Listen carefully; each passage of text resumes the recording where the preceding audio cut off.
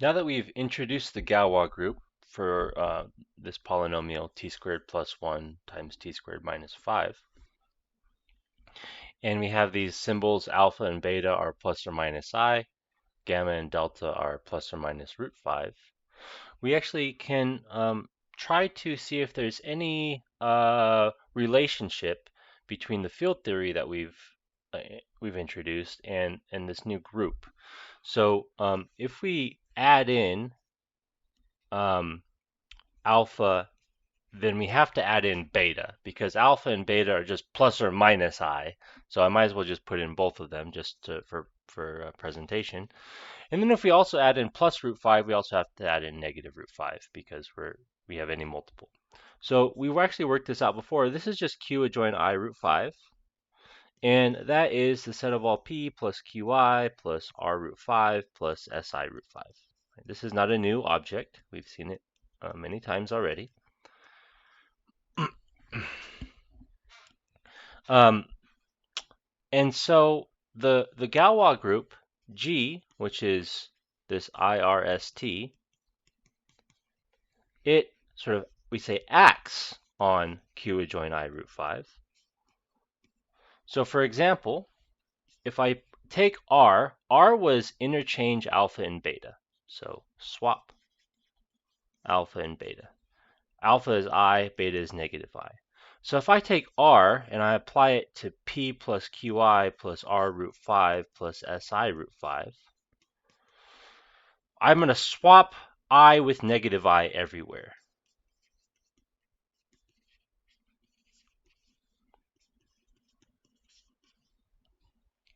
If we apply S to this element, capital S, S was swap root 5 with negative root 5. So this was swap gamma delta, and that's root 5 with negative root 5. So if we apply that, then we're going to get P plus QI minus R root 5 minus SI root 5. T swaps both of them, so I won't write it down this time. So I have to swap I with negative I. I have to swap root 5 with negative root 5. But on the last part, I have to both swap I and swap root 5. So that's going to introduce two negative signs, so that's going to leave that alone. All right, and then the identity, of course, we know how the identity works, so I won't write that down. So let's notice something. There's a subgroup of the Galois group.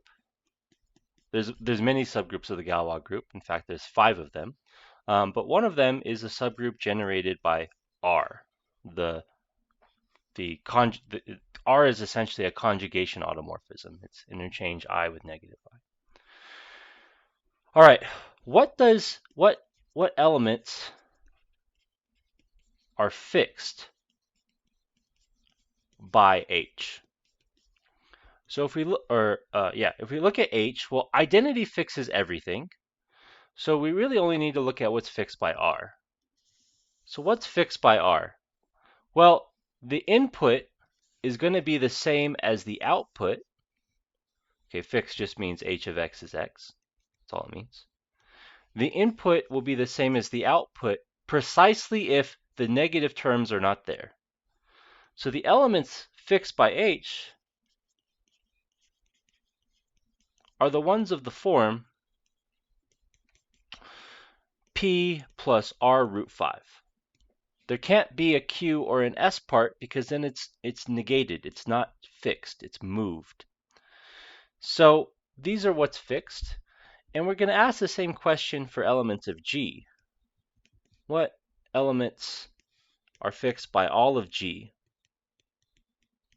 That is, not only, I should put an R here. Not only is R of X equal to X, but S of X is equal to X, and T of X is equal to X. So they're all of the non-identity elements of G fix the element. Well, if we look at this, there's a negative on each one of these, right, at some point. So the only way to get no negatives is if none of these terms actually show up. So the guys that are fixed by G are just of the form X is P. right? Just the rational ones. Okay. So what we say here that the fixed field of H is, what is it? Well, it's the guys P plus R root 5. So it's exactly those in Q adjoin root 5, which in our symbols are Q adjoin gamma delta. And similarly, the fixed field of G, the whole group, is what? Well, it's just Q, because that's the only element that's fixed by all of those negation actions. And so it's really interesting what's happening here. So on the group side, we started off with a subgroup H of G. On the field side, when we looked at fixed fields, they swapped. The fixed field for H ended up being Q adjoin root 5, and the fixed field for G ended up being Q. Oops, don't want that. And certainly Q is a subset. This is something we will explore later, but we see an instance of it now. The group that we construct, this permutation of the roots, actually, we can think about it as field automorphisms. And when you have field automorphisms, you can look at the collective fixed locus. And the collective fixed locus happens to again be a field. And this way of taking subgroups of the Galois group and then constructing fixed fields is inclusion reversing.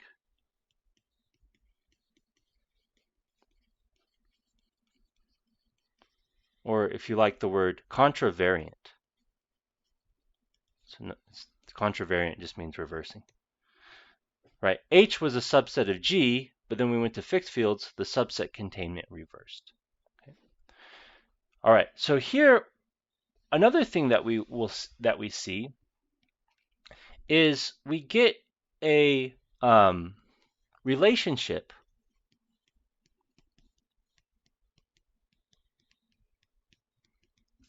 between subgroups of G, the Galois group, and subfields of this guy Q adjoin alpha, beta, gamma, delta, which is just Q adjoin I root 5. And this relationship is called the Galois correspondence. And we see sort of a very simple example of it happening right here.